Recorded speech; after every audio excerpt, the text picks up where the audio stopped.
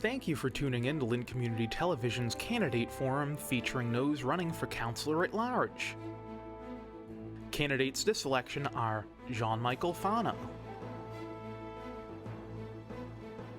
Brian Field, Brian LaPierre, Nicole McLean, and Hong Net. Tonight's moderator is LCTV board member Joe Scanlon.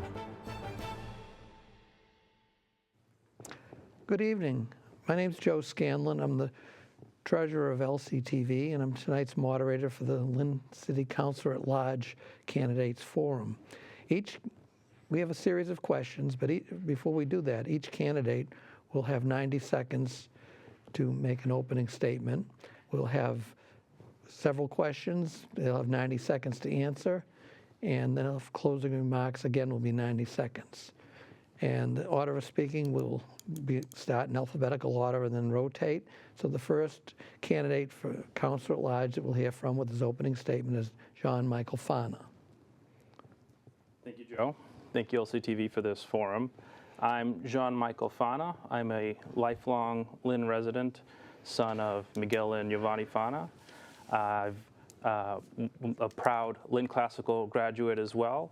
I spent my whole life here except for traveling to the military, where I was in the Army as a JAG Corps paralegal. I was lucky enough to come back and experience quite a great career here in the city of Lynn. I've worked at every level of government, city. I've got to advocate at the state level as well as be a congressional fellow at the federal level. And now I'm here in Lynn running for at-large. Some of the issues most important to me are communication and transparency at city government, at the city level, as well as focusing on future issues that affect youth. I'd be 32, I'd be the youngest member of the council by several years. And some of the issues affecting us are concerns about workforce development, the impact of AI on young folks' jobs, as well as the stewardship of our environment, our beach and our forest and our local area. I appreciate this forum and I look forward to answering your questions. Next is Brian Field, Councilor at Large. Thank you, Joe, and thank you, Lynn Community Television, for hosting this important forum this evening. 8 years ago, I was elected for the first time to the City Council, and since then, I've served you, the people of the City of Lynn. The issues that we take up as the City Councilors deal with direct results here in the city, and after 8 years, a number of people will say that they run on their record, but tonight you'll hear how we run on our results as well. Issues that you've brought to us, that we've listened and we voted in favor of, to change our city in a more positive way for everyone. Tonight you'll hear a number of questions and our responses, and hopefully that'll help make you understand where we are in a position to better serve you. These are your questions, and you expect a lot from your elected officials. We see what's going on nationally and even at the state level, and we try to keep it local. We try to address your issues each and every time that we meet. We attend these forums. They're important to you, the voters, to earn your trust, to earn your vote. And I think you'll hear a lot of different responses this evening, and you'll hear a lot of the same responses, and you'll be able to help make that decision come November 4th. Thank you. Next is the other Brian LaPierre, Councilor at Large. Thank you, Joe, and good evening, everyone. I want to thank Lynn Community Television and all the viewers out there for taking the time to come and listen to this forum this evening as I'm here with my colleagues. You know, it was 10 years ago in 2015 that I first ran for Councilor at Large, and I was really dumbfounded by the response that Lynners and have instilled in me, the confidence that they've instilled in me after all these years of being an effective city leader for them. And my principles haven't changed from 10 years ago. I still think that it's so important and critical to listen, to learn what's on the mind of Lynn residents, and then lead and take appropriate action from our small roles in city government, serving on the Lynn City Council. I've tried to help make life easier for Lynn residents across the city. And I've also championed and have pride in myself in working collaboratively with the 7 ward councilors as well over those same 10 years. I'm still passionate, I'm still excited, I still have the energy and the commitment to be one of your 4 councilor at large. A little bit about myself by way of background: grew up, raised here in Lynn, grew up on Chatham Street. I was a Kiley Park kid. I attended the Lynn schools, Brickett, Marshall, and English. I graduated the class of '91, went on to Salem State College, became a teacher at Marshall and English High School up until 2008, and I currently work at the American Federation of Teachers here in Massachusetts statewide as a director of organization. So I'm very close to the schools, and I'm also very in tune with what's happening in our city, and I look forward to these issues we're going to discuss tonight. Next is Councilor at Large Nicole McLean. Thank you, Joe, and thank you to Lynn Community Television. I always am happy to be here at the station. So what inspired me to run for Councilor at Large is my love for the city and my belief that Lynn deserves leaders who serve with courage, put a priority on listening to their community, and have a vision for an equitable future.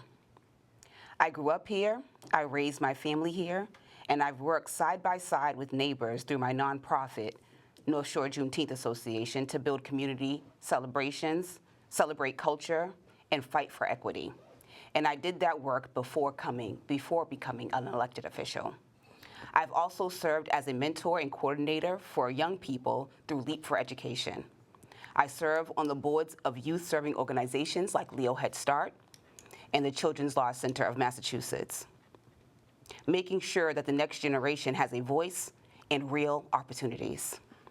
I also worked with the Mayor's Office to create the Youth and Adolescents Task Force. I am a veteran, I am a grandmother, wife, and founder of a nonprofit organization. I have my master's degree in education and educational leadership and policy, a bachelor's degree in early education administration. All of these experiences have prepared me to serve the entire city, not just one neighborhood. Running at large means listening to every resident and making sure every community has a seat at the table. That's why I'm running for re-election. That's why I continue to serve. And that is why I am asking for your vote on November 4th. And the final opening statement, Councilor at Large Hong Net. Thank you so much, Joe, and thank you, LCTV, for having us here tonight. And for those who don't know me, my name is Hong Net. I am one of your 4 councillors at large. A little bit about me: I moved to Lynn 27 years ago. I got married here 27 years ago and raised 2 children here. I bought my first home, very first home, 21 years ago in Lynn, and still live in the same house ever since in Ward 7. I'm running for re-election because I want to continue to work with everyone in the city, and including my colleagues from the council and the mayor, to ensure our city is prosperous and safe by advocating for funding to fund our projects such as public safety, public education, housing, and business development, and all the projects that we focus on, like job creation. And I have been as an elected official for 14 years. I have the experience for doing that, and also 30 years as a human rights activist and social work and leadership in the community. And as councillor at large, I will continue to work hard to ensure that everyone have the voice at the table at the City Hall. And I'm looking forward to the discussion tonight. Thank you very much. Okay. That concludes the opening round. We're going to go a series of questions. Some of the questions were submitted by members, and some were developed in-house. And it's a good mix, and some are probably more easy to answer than others. But so the first one goes to question. We'll go to start with Councilor at Large Brian Field, and the first question is: in your opinion, what are 2 important issues in the city right now, and how would you work to address them? This is a member question, so. Sure. Probably the most important is public safety, and I'll touch on that in a moment. And second would probably be economic development and how that affects the city and our tax base. Public safety, I chair the Public Safety and Public Health Committee for the City Council. I've done that for a number of years following in the steps of the late Councilor Vice President Buzzy Barton. Our public safety, it keeps everybody safe, and different community grants that are important to fund those initiatives with our police department, with our fire department, and most recently, just beginning this year, is the comm team, following the riots around the country in 2020. Lynn started that discussion to involve an alternative way of policing in the city, of serving as a safety organization to keep our residents safe, to keep not just those affected by serious crimes, by more serious crimes, but other crimes that drug use, people that are, have substance abuse issues, folks that are challenged with mental health. Those are real issues that affect real families, many families, that we need to focus our funding on and our efforts on, and that's what I've done as part of the Opioid Abatement Committee. Also touched on economic development, and I know that our time's short, so I'll touch on that. But it affects our tax base, so we have to encourage businesses that thrive here in the city and can improve the cost of living for everyone in the city and provide good jobs for people that work right here in the city. Thank you, Councilor. They want that bell to get done. Yes, that bell is just about to come up. So, Councilor at Large, Brian Lapierre. Thank you, Joe. If you need me to repeat the question, any of it, just let me know. Thank you. I'm okay on this one. But the top two priorities, and it's hard to nail down, but I'm going to say number one, budget stabilization. When I came on to the Lynn City Council in 2015, we inherited quite a deficit in 2017 when former Mayor Tom McGee inherited from Mayor Kennedy prior to that a $14+ million deficit. And there weren't many answers to that budget gap. I am very proud to now say 10 years later or 8 years later, the loan has been paid off. We have a very stable budgetary cycle. We have reserves. We have what they call free cash. We have been able to have a fully staffed increase in police and fire, where we're replacing retirees. So budgetarily, we have come a great distance from when I was first elected back in 15 and 17.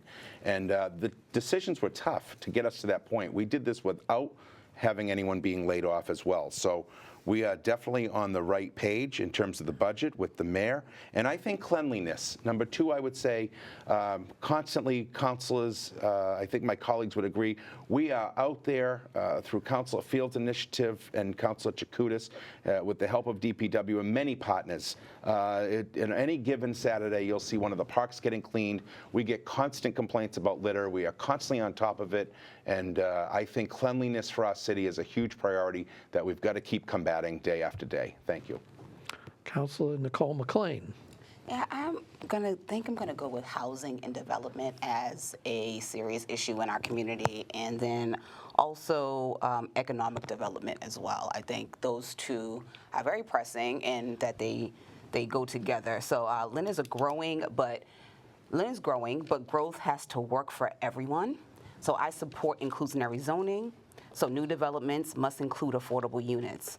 I believe in rehabbing older buildings where possible, preserving our history while creating affordable housing. And I would push for a strong affordable housing trust fund that we now have so we can protect seniors and working families from being displaced. The goal is a Lynn where longtime residents and new families can live side by side. And for our economic development, I feel like our small businesses could use more technical assistance with loans and grants and being connected to those opportunities. So I'd focus on revitalizing downtown, which I was happy to drive up today and see all the lights down there, and it's lit up and it looks really nice. So I'm happy for that addition. And we need more residents to shop and to eat locally. I know we have these new developments, but a lot of those people in those developments aren't shopping downtown, so we need to really get them to come down and be a part of our economy. So those are things that I think are very important in our city. Okay. Councilor at Large, Hong Net. Thank you. My God, there's so many important things that our city needs right now. But I would go with safety, public safety, and probably budget. Yeah. So any city, if we don't feel safe, it's very hard for anyone to move and to live, to do business, to play, whatever. So I think it's very important that we need to make sure that the police and firefighters have enough resources and to do the job, and enough bodies to do the job as well. And we can do everything we can and to make sure that as a chairman of the Ways and Means, I work with my colleagues to appropriate enough fund to make sure that our police department and fire department have the ability to do their job. And the budget, yeah, that's like, again, as a chairman of the Ways and Means, and I see that it's very important that we need to make sure that we have enough funding appropriate at the right place and to make sure that they all have the amount so it can use, make sure that they're not coming back to say, okay, we don't have the fund to do this, so we cannot protect our city. So that's our job. I think that's the most important thing right now we should focus on. Thank you. Okay. John Michael? Thank you, Joe. For me, I would say the top issue that I hear when I speak to a lot of families is different versions of affordability. For my own family, I've got my wife and I have 2 young children. My son JJ's 3, and our daughter Ada just turned 1. And we pay more for pre-K than we do for the mortgage of our home. And that's not a unique story. That's true for many other young families. There are many seniors who I've met over the course of this campaign who are sometimes living in homes that have been in their family for generations, and they're struggling to make decisions about how to make those payments going forward, how to upkeep with repairs, and a lot of them do end up selling and having to, even when they don't want to or don't have to. And also a lot of renters struggling. I have seen with my own eyes 50, 60, 70% rent increases. I have seen with my own eyes, frankly, different tricks that people will pull to try to get renters to leave their units and try to free up units. And I think there's more that the city could do to be there with residents to push back on the pain that a lot of people are feeling on affordability. I think there's some real things that we could do there. And then a really upstream issue that I think we're facing, Joe, is honestly a crisis of community, where people feel like they belong in the city of Lynn, where people feel rooted, like this is their home. I think that's one of the reasons we see a lack of cleanliness, one of the reasons we see struggles with public safety in the downtown and other areas. And I think that's something that's hard to legislate away. It's going to take real kind of cultural leadership to turn that ship around. Okay. That concludes the first round of questions. The second round of questions is another member question, and we'll start with Councilor at Large Brian LaPierre. Do you support changing the city council meeting time to 7 p.m. in order to increase citizens' participation? Thank you, Joe. If I thought that would be a logical, in the past, as you know, we were meeting at 8 p.m. And we had subcommittee meetings prior to that. So I would definitely support a later start, if that's the question, around 7 p.m. That would just shift everything upward to subcommittee, probably beginning around 5 or 5:30. As you may know, or the listening audience may be aware, we just advocated and successfully launched a public mic portion of prior to the council meeting, where that's 15 minutes of availability, where residents can come and say what they'd like over the course of 3 minutes. And we have up to 5 members, 5 community members that can come and speak. So that would lend itself to not being as hectic or as crammed. I think a 7 p.m. start is definitely something I'd be in favor of if that's the direction that this council wants to go in. Thank you. Councilor McLean? I feel like we all at this forum tonight spoke about listening to the community and hearing what the community has to contribute, and then making decisions that are community-centered. So if there was a good amount of our residents that wanted to start the meetings at 7 p.m., I don't see any any reason not to do that. I mean, if the community is calling for something like that, and it is our job as representatives to hear them and listen, and hopefully they will actually show up and be in the audience and listening to what's going on in the city at that time.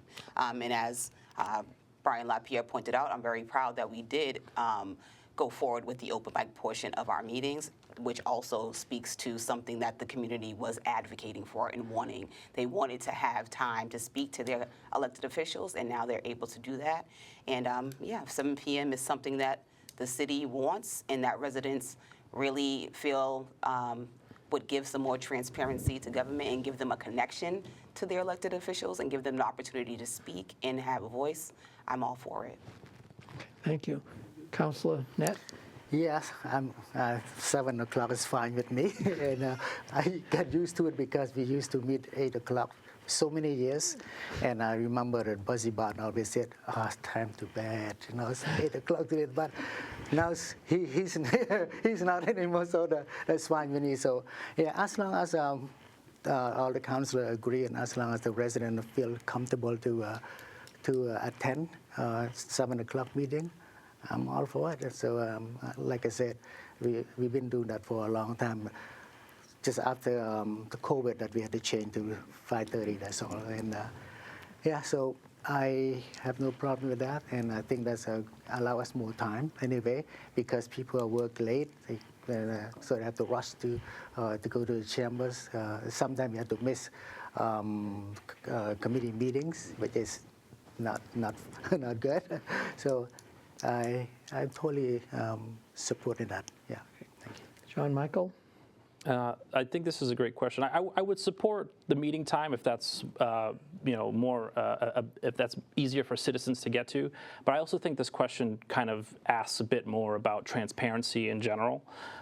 And I think this is something where I think the city can do more. You know, when meetings are announced and what the topics are, the requirement that the city has right now is to publish it in a newspaper and release it before a certain time.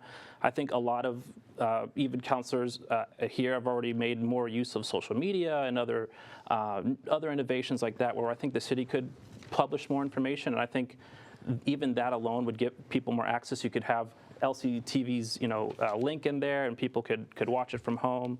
And I think not just the time, but I think there could be a more expansive discussion around ways to be more transparent about what the city's doing, and then what gets done at those meetings and what comes out after. Okay, and Brian Field? Thanks, Joe. So this was a staff question. This is great. This is great because this is a membership. Okay. So yes, absolutely. I would love to be back at 7 p.m. I know it's challenging for a lot of folks that work late hours, right in the middle of the heart of traffic throughout the city, to get to a meeting if they want to. Even for the city council, we want to be supportive. We're a very supportive group, and there are times that we have to choose between a subcommittee meeting to meet our requirements and responsibilities to the city, or in a particular flag raising, as an example, or an event that's happening in the foyer at City Hall, or just in the neighborhood. It limits what we can do as councilors to show our support and be in attendance. So I'm all for it. I really like the 8 o'clock time that we had pre-COVID, and I'm a late person, and trying to rush across the city to get from work to a 4:15 subcommittee meeting is certainly a challenge, and it's really up to the community. If the community thinks that 7 o'clock is a better time, then I'm 100% in support of it, and however it can benefit everyone. Yeah, thank you. And speaking from the moderator's position, to remind everybody that council meetings are broadcast on LCTV if people want to be aware of what's going on. And right now the subcommittees are too, so that's true. And from a personal point of view, it's not so much when the meetings start, it's when they end. And, well, there's history for that, so. Okay. The next question, the first, Councilor McLean will answer first. It's another member question, but it's a little different. What assurances can you offer residents and businesses impacted by construction, such as the upcoming Weston Avenue and Essex Street projects? And how would you work with the state in coordinating the construction and timing? I would like to start off by remembering some community meetings that we had when it came to Broadway and when it came to the construction that was going to happen in front of Ingalls.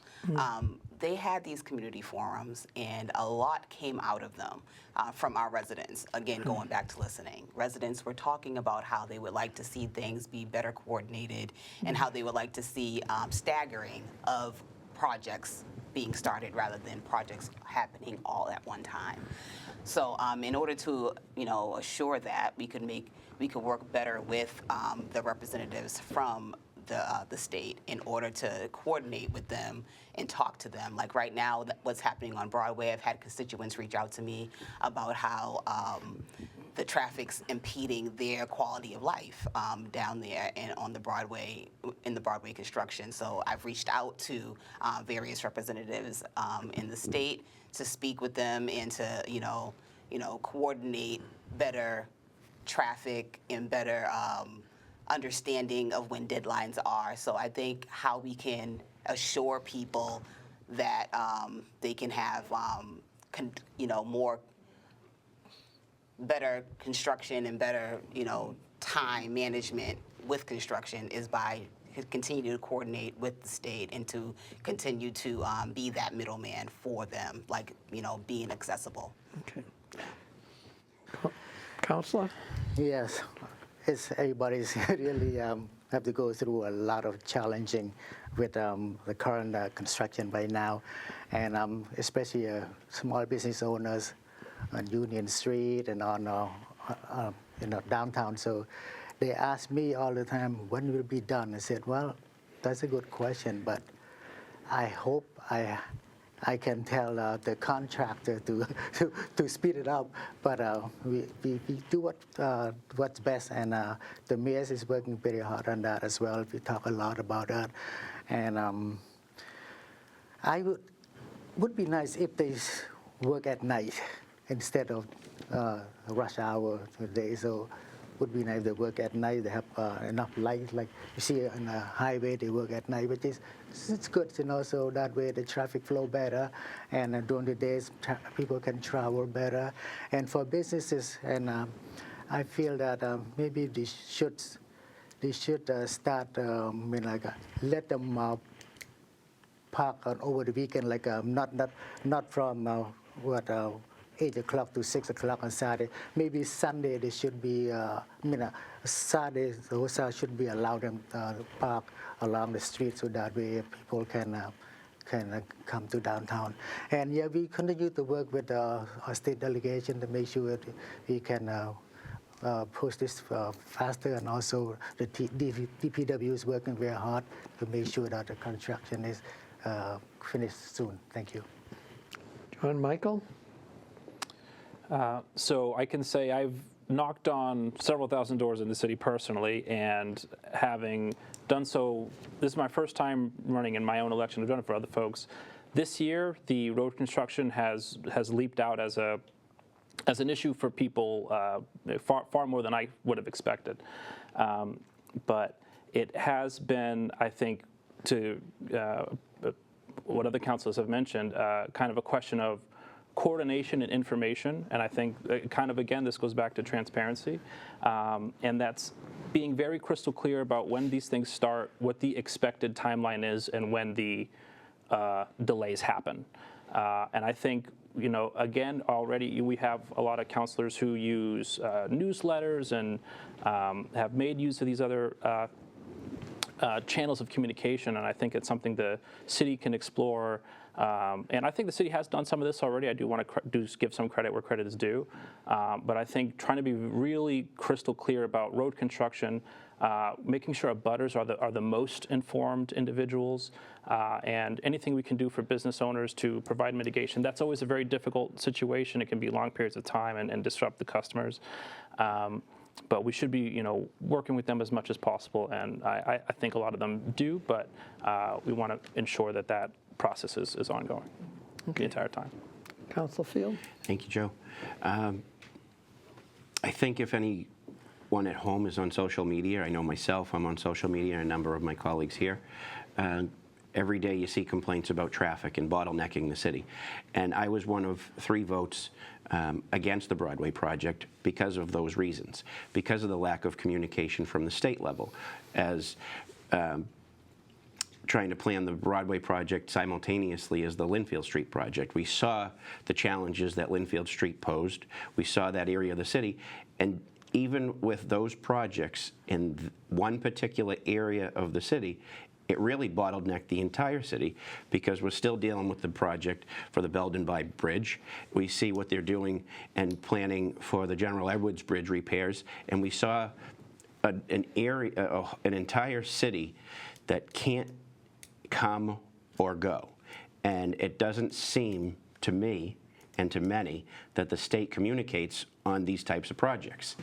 And we see that now after the Broadway project has begun. We see the challenges that these outside neighborhoods, these neighboring smaller communities are facing with speeding, people that are stuck in traffic, that are missing appointments, that are showing up late to their childcare, showing up late to other after-school and activities for their children. This is what is a result of poor communication on the state level. I have the project managers on my speed dial because neighbors reach out and complain about flooding in front of their houses because of a lack of just poor leadership and poor communication, really. It's projects that we need, but they need to be planned better. That's the first one. I'll take the ding on that one. Councilor Lapierre? Well, I echo my colleague Brian's sentiments exactly. It didn't have to be this way. A couple of years we did take that vote. We knew the congestion was going to be unbearable, untenable. With Pickering Middle School beginning, the Linfield Street project still going on in some regard, Broadway from Euclid to Mayfair to Genesee to Piedmont to Claremont, all of that neighborhood has suffered in the past 2 years due to poor decision making. Now, we took money from the state. It did not cost Lynn a dime, and it still isn't costing Lynn a dime for all the roadway improvements.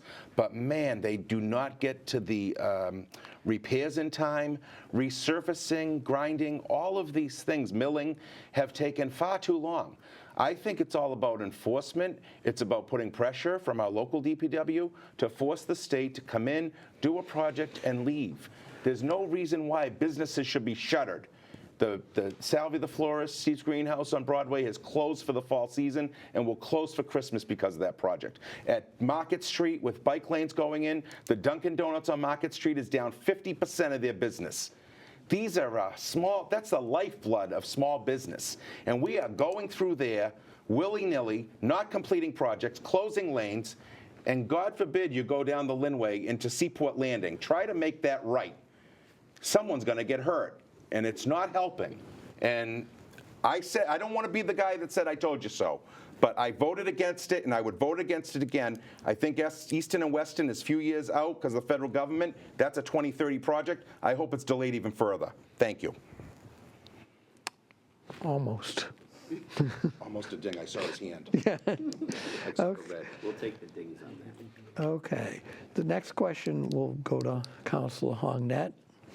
And it is, this is, speaking of the federal government, it is not a member question. So, given the current situation with ICE operating in Lynn, how can you support the immigrant community?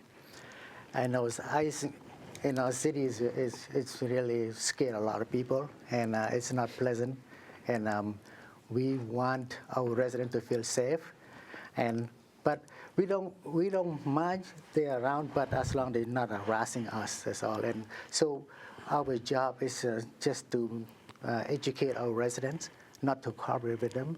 And also, I'm glad that our law enforcement, our police department is not helping them, which is good, and they're helping our residents instead. So, yeah, I talk to a lot of people and just tell them that when you see them, just don't talk to them, and then when they knock on the door, don't open the door. And also, I did some fundraising to hire lawyers to make sure that when they need attorneys, so they have attorneys ready for them. So it's a federal issue, but we have every right to stop them, not to stop them to come in. We have every right to tell our residents not to work with them, and it's outrageous. I really don't like it at all, and I know a lot of people call me and they're scared, and I know neighbor to neighbor work really hard on this, and we do everything we can to help them as well, and that's what we can do right now, and we don't have any authority to stop them to come in, but our police officer cannot work with them. That's what they're doing right now. Appreciate that. Thank you. Okay. John Michael, if you need me to repeat the question, I will. So. Oh, this is a very important question. Yeah. I'm glad that it's being asked. To be very clear, I believe that ICE is deliberately here to divide a working class community along lines of legal status. I believe that the idea that they're going after criminals is a lie and has been proven out multiple times, both from court documents that have been released, from stories that I've heard personally from community members that I trust. Hardworking, honest people are being taken from our community, and it's not right. We are limited. This is the federal government. I believe we can take a stance of the maximum resistance to the legal extent possible. You know, I totally believe we should not comply with ICE in any form or fashion, data, police aid, anything like that. We certainly should make sure that our frontline staff are aware of that type of position, especially folks working with young kids. I have heard firsthand stories of kids being targeted, trying to be taken from their families. I could not imagine how I would feel to come home and my daughter was missing from my life. I would be distraught. I do think this is something we are in the long haul for, so I think it's something we have to come together as a community and be strong and be united, and like that stand together as one community and have a single front. Okay, thank you. Brian? Certainly an important topic. I think first and foremost, this is a wake-up call to everybody that elections matter, because it starts at the top. And I think just a ruling from the Supreme Court saying that a president doesn't have any consequences while serving as president. And I think those messages have filtered down to those that are in power. And people that intentions are to divide not just the entire country or state or area, but our small communities. Lynn has always been an immigrant community. Years and years, we can date back to our generations of where everyone came from, where our families came from, whether it was immigrants from Canada or from Eastern Europe or anywhere from Southeast Asia, and now more modern years, more recent years from Central America and South America and African nations and other nations around the world, are now living in fear from being taken because of the color of their skin, because of the language they speak, whether their documents are valid or not. They're not being treated with respect, with dignity. That's not a community anyone should be living in. A fear of children going to school and bettering their own lives. It's something that we need to step up, and we have as a council, as a community. We've had resolutions, and we'll continue to do that to support our immigrant community. Saved by the almost bell. Councilor LaPierre. Thank you, Joe. And in 90 seconds, I want to do this answer the justice that it deserves. So I will just start by saying I'm going to try. ICE does not belong in our city. I am opposed to ICE and any aspect of ICE coming in. particularly around our schools. We have had to do trainings with our teachers and staff and families around know your rights. Thank goodness our Lynn police are not cooperating with ICE. We hear awful stories of them camping out in Pine Grove Cemetery, and we hear terrible stories of deportations and arrests being made. We just had a couple weeks ago, first public mic section of the council agenda was a mom, Millie, from her, and her son Manny, who's a local food driver. He delivers food to elderly and folks that are shuttered and invalid and can't get out. His job, his main function is to deliver meals. His mother has to take on that role now for New Lynn Coalition. We've been to rallies, we've put out statements. I want to commend our mayor for an earlier capture earlier this year that ended up taking the student to Vermont, and we finally got that student back. And just remember this, I'll leave on this note with ICE, as my council colleague Brian just said, Councilor Field, you know, this is about families and children who are afraid to come to school. Imagine that. The Lynn Public Schools are down 400 students right now in their enrollment. That equals about $8 million in their budget that they do not have an answer for because kids are not attending school. That's a shame, and it should stop. Councilor McLean? Would you be able to repeat the question? Given the current situation with ICE operating in Lynn, how can you support the immigrant community? Okay, so I want to start by saying I received videos of ICE in our community detaining residents. I've gotten calls about ICE being around our elementary schools. I've been, pulled in to show support for families such as Sylvia, who we went to her baby shower. Her husband was detained by ICE, and Muriel, who is the mother of Manny, who was detained by ICE as well, was at that baby shower, and they both spoke. And I've supported both of those mothers. One by donating to Manny's GoFundMe, and by appearing at Sylvia's baby shower and bringing a gift to help her along this journey of being a single mom now unexpectedly. We have been at rallies as a council. I'm very proud of our council, our city council members, because we have shown up for the immigrant community by standing with them in solidarity at rallies, by writing those documents and letters, the resolutions. We have loudly supported the immigrant community, and we will continue to do that in showing collective care for our immigrant community as much as we can. Thank you. Okay, the fifth question will be going to John Michael Fana again, and the next two are probably more or less economic development type questions, so change the tone a little bit. What are your thoughts on the South Harbor Improvement Plan? So just to be clear, I guess that's the broad plan for the. I just read the question. Sure. It sounds to me like we're talking about the plan for the for that South Harbor, right? District of the city. I do believe that as it currently stands, I think the economic transformation of the South Harbor is one of the big questions about the future of the city of Lynn. In a few different ways. One, how that development goes forward in terms of how many units are built that adds to the city stock, and how does that affect affordability. There's other questions about resilience along the shore, which I know there's different plans for. The new Harbor Park has been, I think it's a great success, and I think a sign of that transformation. Overall, I think I support focusing the economic development in that area of the city.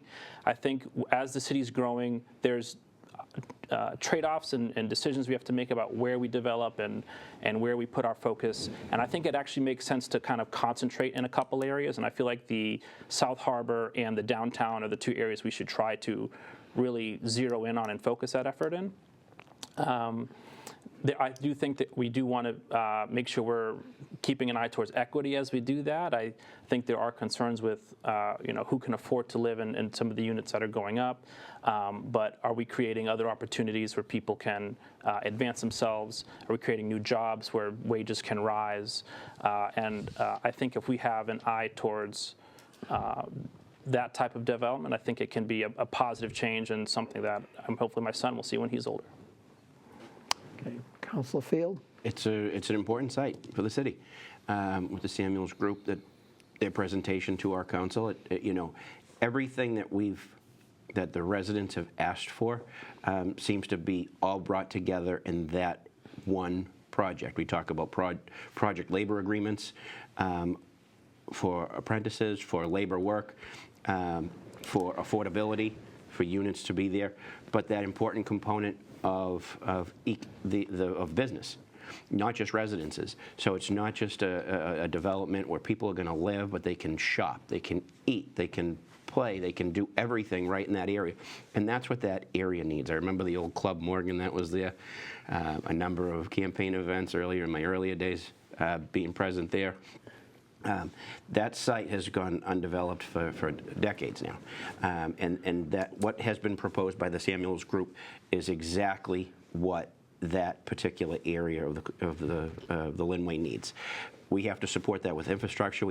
National Grid has to come to the table and stop impeding other progress that we need to make down on the Linway. And there's so many different partners in that area that just need to get to the table and understand what the vision is for our city as public-private partnerships, and how we can help support them as a council and how they can help our community grow.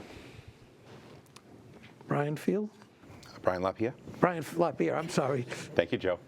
Brian's a Brian. Brian's a Brian. They confuse us all the time. It's nothing new. So in 90 seconds, $500 million private investment, the first of its kind. We could not move quick enough to approve this project. As Councilor Field noted, it's got labor, it's got affordability in terms of housing, it's going to have retail, it's going to have an amphitheater, it's going to have dining options, it's going to have open space, it's going to have public access. $500 million, multi-year project. We're not going to see this thing come to fruition until the early 2030s, in my opinion. And it's a starting point because it's the catalyst of the Linway. Only is this happening now because we were able to it took decades to move the power lines, as Councilor Field noted, through National Grid and so forth. We're now seeing the fruits of that labor. You now see, I think it's called Shipwright, where there are nice luxury apartments right on the border of Revere and Lynn. Those are now leasing. All of that community, as John Michael mentioned, the Harbor Park is adjacent to that whole area. So you're always thinking about public access and things to do for families. I think it's going to be a great initiative. I was happy to support it, and I'm hopeful that we break ground on this really quickly once we get all of the permitting done and so forth. But Samuels has done projects in Boston, from Alston, Brighton, Watertown, in the city proper itself. Top-notch firm. Really happy to have him come to our city. Thanks to the mayor and his planning team and Councilor Hogan for their work on this. Thank you. Thank you. Councilor McLean? I think the Harbor Park is an asset, and I think the 80 affordable units that are included in this development are also an asset to our community. I see the Harbor Park project as a opportunity. Well, it was an opportunity for our city to really include a deeper level of affordability by sourcing grants and by looking at the state to diversify the funding of that project. I think we could have done a little bit more around affordability. I wasn't happy with the tax break that we were given because that we gave out. I did vote no against the tax break. I did vote against the tax break, but I did vote for the development because I feel like the tax break could have been a way to boost our economy in the city, which we really do need, and it may have also been a way to limit the burden on homeowners for their taxes that goes up every single year. I mean, I feel like that development is a testament to what can be done in our city, and I think it's great. But I also think that as a council, we could do better with negotiating with developers and with making sure that, our community gets something from these developers when they're developing in our city. Councilor Net. Well, Harbor Park is the jewel for our city. We are with this the gate to the North Shore, so we must have something beautiful like that. And I'm very excited, to be honest. And all my colleagues have said that. So everything's in one place right there, and not just a place people to live, a place people to shop, people to eat, people to enjoy themselves, movies, and plus the park right next to it. And when you look from the rear, you see, Lynn, that wow, this is something that the city should be. And the place has been empty for so long, and it's so hard to get this kind of development to come. It's like Brian said, $500,000, $500 million. That's a lot of money, and a lot of tax revenues get to our city within 10 years or 30 years. So we can use that money for a lot of things, to be honest. And I'm very happy that Samuel is coming to build this beautiful luxury apartments and give a taste of how beautiful our city is. And that will also, I want to see if we can put the overpass on Lynn Way, so that way the people who live, they can go to look for cars or the dealers there, so eat a restaurant or somewhere around there. That would be a plus as well. That's what I want to see it happen. But overall, I'm very happy with it. I'm glad I voted for it. Thank you. As a citizen, I'm glad to see something's happened there, because I've been watching this for 45 years and heard the same debate. So, I think we have time for one more question and then closing statements. This is the final one, and it's a land use question. Zoning has been rewritten for the first time in years. What are your thoughts on what kind of developments would you like to attract to the city? What are your thoughts on that, and what kind of developments would you like to attract to the city? This is on the new zoning ordinance. Brian Field. Thanks, Joe. I think a lot of the businesses that succeed here are food related. Lynn has an amazing quality water. And I think that provides different food businesses that you see on the Lynnway, between kettle cuisine, traditional breads, other types of businesses like that have succeeded. They haven't just, it's a number of restaurants succeed here. I'd like to see a commercial kitchen. I was talking to some of the vendors that were at a recent event down at the new Harbor Park, and one of the vendors lives with their family in Revere, and they travel all the way to Danvers to work in their commercial kitchen. And I want to get them in touch with EDIC of how we can maybe develop something like that here in the city. Those types of businesses have succeeded. We talk about biomedical. We talk about different good paying jobs. I remember years ago sitting on my grandparents' porch on Orchard Street and having to be home from Bennett Street Playground before 3 o'clock, because that's when the cars of the GE were going to get out, and we would count the cars going by, and that was the rule every day, especially in the summer. We had to be home from the playground to do that. Those types of businesses, few and far between. I think the success that we've had in the city, the businesses are again around food. And I welcome to have that discussion with EDIC and vendors like that for a commercial kitchen. Okay, Brian LaPierre. Thank you, Joe. Small business is the lifeline of our city. It always will be.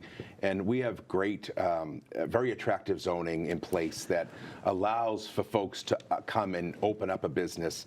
And the ideal is to have residential units above those businesses that are thriving, the local economy, people who work, people who use mass transit, people who are in the neighborhoods. They're buying from bodegas or from retail stores, restaurants, and the like. I would love to see clothing stores. Aside from Pennyworths, name for me everything you have on right now currently or at home. Did you buy it in Lynn? Most predominantly speaking, it's a no. There is no real clothing. And in the day of Amazon and all of these online providers, it's tougher for the brick and mortar to survive. So our South Harbor will be our mini Linfield marketplace. I've said that before. But what we do with the businesses is critical. I'm happy to see that Big Lots on Boston Street is going to be an Aldi supermarket, because we are a food desert in terms of shopping for groceries. We do have I call it new market basket, it's about 10 years old now, and Stop and Shop and Compare, but we're really lacking in discounted grocery. And grocery prices remain very high. So combination of clothing, retail, food desert to prevent that with good, reliable, fresh produce and things like an Aldi, and our city will be, and plug to EDIC and Jim Cowdell, open a new business in Lynn. We're business welcome and business friendly. Thank you. Councilor McLean. With the new zoning, I was happy to hear about the ADU units that we're able to do now. I think that was going to be great for the homeowners that want to have, maybe do Airbnbs or provide more affordable housing on their land, through this ADU new ability to have something like that happen on their property. So I'm excited about that. As far as just regular businesses, I would love to see more family-oriented businesses in our city for activities on the weekends, or more quality of life for young people in our cities, like an arcade, or something like something where moms and their children can do together, or what I mean. There's always like a plaster fun time in other communities. So I would love to see more businesses that include our families and our young people come to the city of Lynn. I think that those types of businesses would thrive here, because I hear a lot that there isn't much to do.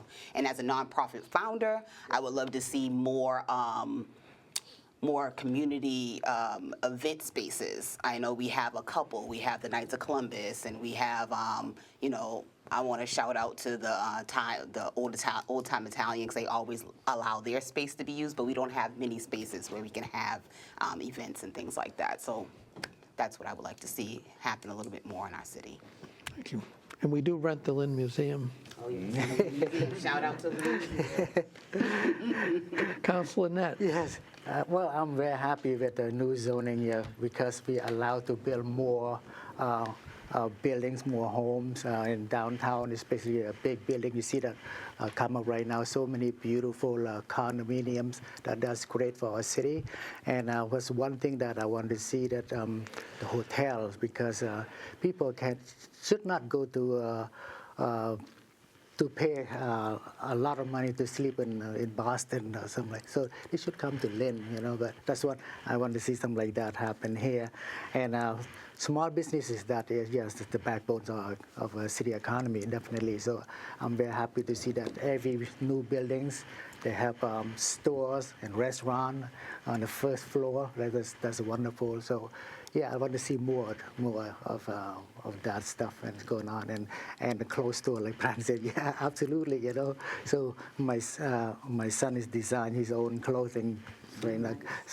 Sin kit, so would be nice to have one in Lynn, but he had a store in Salem because he couldn't find one in Lynn. So Lynn would be a perfect place for his store. So he designed his own clothing brand, which is really nice. I'm so proud of him, and that's at least see some kids from Lynn do something like that too. So that's good. So yeah, overall I'm very happy with the new zoning. Like I said again and again, more housing and more commercial building and more apartment and more condos going on downtown, which is great. Okay, John Michael. Absolutely. I'll say, generally speaking, I do like the zoning changes. I don't think it was a high bar to jump some of those zoning laws. I think we're approaching 100 years old. As for what kind of development I would like to see, I would love Councilor Hong's son to get a stop front in Lynn. I think that'd be a great place to start. But I really think that shoreline area of Lynn is the spot where we have the most opportunity for transformation. I think that areas right now, it's very, car-centric in terms of the auto body shops there, and there's some other activities there. There's definitely some activities there we want to keep, like the Gorelick Farms complex there. But I think it has an opportunity to become much more of a destination. If the South Harbor project is a start and it is an anchor, and maybe there's an overpass, and you can connect that area of the city with West Lynn and kind of link it up a little bit more, make it walkable, make it shoppable, that can be a place where kids can go hang out, have something to do after school, somewhere to keep them busy. Maybe there's some event spaces there where people can go and build a little community group. I really do feel like that area of the city is the prime opportunity for a transformation, and I think it'd be a great spot for a clothing shop front as well. Okay.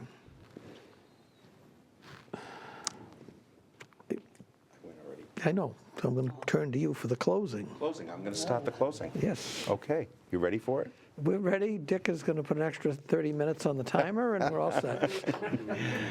Well, thank you, listening audience. Thank you to Lynn Community Television. Thank you to my colleagues for being here tonight. There aren't that many forums in this cycle, so it's really good. It's really important that we get messaging out. And my messaging is very simple. I feel like I've been an effective voice who delivers results for all Lynners. I work closely with ward councilors. If they can't get something done, and I work collaboratively with them, people know they can reach out to me in snowstorms and trash issues and the like. I'm very accessible. As I said, I've tried to deliver meaningful and impactful city government services to those in need. Some of the accomplishments that I'm focused on recently in this past term has been around senior citizen, the seniors center expansion of the second floor on Friend Street. It's a huge hit. It's a gathering place. Nicole's mom is there. My parents go often. It's a wonderful thing for my parents to be able to go and enjoy company and be part of their extended family, the Lynn Senior Center. And I'm proud of what we've done for veterans as well. We've doubled now through the HEROES Act abatements for tax property for those who have service-connected illness and disabilities for our veterans. Some folks are getting up to $2,500 a year in tax property relief. So I'm proud of that accomplishment. As we've said before, I'm proud of the responsible waterfront development on the Lynnway. I've been a strong advocate to help the overcrowding in our school system with the opening of pre-K on Bennett Street, with the purchase of 195 Market Street, where it will be the Lynn Public Schools admin. I've supported public safety. I've added police officers and firefighters to our ranks, and I regularly attend neighborhood meetings throughout the city. Please vote for me on Tuesday, November 4th. I respectfully ask for one of your 4 votes for Councilor at Large. Thank you. Councilor McLean? All right, thank you so much, Joe, for hanging in there with us tonight. Thank you again to Lynn Community Television for hosting this forum and allowing us a chance to speak to the community about our vision for the city of Lynn. I really do appreciate it. So I believe that the strength of Lynn is its people. It has been an honor to serve the people of Lynn. Our city's future becomes brighter when residents are included in the decision-making process. Let's keep working together. I provide service without bias. I am here to listen, to understand the requests of our community, and to address the needs of all Lynn residents. I have a vision for our city. I believe Lynn should have a community center that provides enrichment activities to keep residents of all ages engaged. I believe we deserve clean streets, thriving small businesses, and an attractive, walkable downtown. We should have events that celebrate the creativity and cultures of all Lynn's communities. A Lynn where every resident feels safe, welcome, and proud to call home. This is the Lynn I believe in. I know it's possible when we work together, and I hope to have one of your 4 votes on November 4th. Thank you. Councilor Net? Thank you again, Joe and LCTV, for having us here tonight. I also want to thank all the residents who put their trust in me and voted for me for the past years. And I want to continue to do the job that I love. And as many people know, I don't like to talk much about myself or what I do. but I can get things done quietly. I created the first Human Rights Commission to give people the opportunity to express their ideas and make their voice heard. I brought all the taxi company in the city of Lynn together to make sure they have a medallion sharing so that way to end our monopoly in our city. And also I help to bring the YMCA building to Lynn, so it's good for kids and also create jobs. I also brought some small businesses to Lynn as well, restaurants and also a doctor's office and a adult daycare center, so that it's good for our folks to stay healthy and also create jobs as well. And also I help to relocate all the voting stations throughout the city to accommodate our voters. And so all these things have been done, and I feel I represent our city fairly as possible, and I have no favoritism. So tonight, once again, I ask the voter to allow me to continue serve resident city, and please give me one of your 4 votes on November 4th. And I respectfully ask from the bottom of my heart, and that's what I do, and I will continue to do the best I can to serve our city. And thank you very much, and have a good night. Okay, John Michael. Well, thank you, Joe, for the opportunity, and LCTV for the forum, and for everyone here who's gave us a little time to hear us out. I'm asking for one of your votes as the only challenging candidate in this election. I'm trying to offer a little bit of change in perspective, a new focus on transparency, a new focus on affordability. Again, I would be a new voice. I would be a younger voice as well. And I'm hoping to represent the city like we all do, because I love the city and my family's here, and we all have a vested interest in the city being the best place it can possibly be. So thank you so much for your time, and have a great night. Councilor Field. Thank you, Joe, and thank you, Lynn Community Television. Thank you to those that have followed along this evening, and for those that may watch our forum over the next few days and weeks up until November 4th. 30 years ago, I made the tough decision to leave school. And it wasn't an easy decision. It was one that I had a thought in my mind and a passion in my heart to serve as a funeral director. And since then, I've been serving the greater Lynn community as a funeral director. And 10 years ago, I ran for the first time for another passion, to continue serving the community in a different capacity here on the City Council. And 8 years ago, I was elected, one of 4 at-large councilors. My message then was to be hardworking, accessible, and responsive, and I think I've done that to you, the residents. You've heard tonight during our discussion of different topics that affect our city as a whole. Those discussions fall into the results that we've had collectively as a city council over that time. Councilor LaPierre mentioned that $14.5 million deficit. That's what I first dealt with. We have to make those tough decisions, but we look back now at those tough decisions and how the city has succeeded from those decisions. We look at different workers' rights and votes that we've taken for that, and different ordinances we've passed for that. We look at housing affordability and a housing trust fund. These are all accomplishments and results. Those are what matter. And I feel that being 8 years in, I have the support of my wife, I have the support of my family. I hope I earn your trust, and I hope I earn your vote again on November 4th. Thank you.